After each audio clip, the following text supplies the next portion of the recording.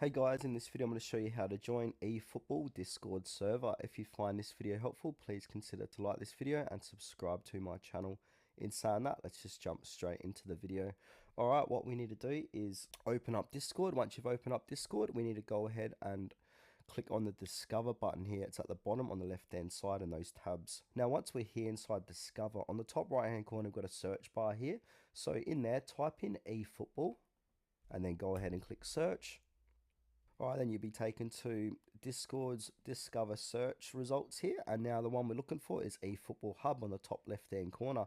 It's got over 100,000 members. So go ahead and click into that. And then once you're on this page, you're going to have a blue banner on the top. And this is going to say you are currently in preview mode. Join this server to start chatting. So go ahead and click on the Join eFootball Hub.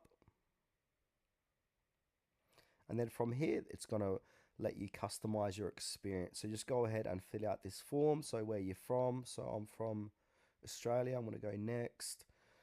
What platforms do you play football? PC. So just keep filling that out. Once you've done that, you're going to be redirected to the eFootball Hub's Discord server.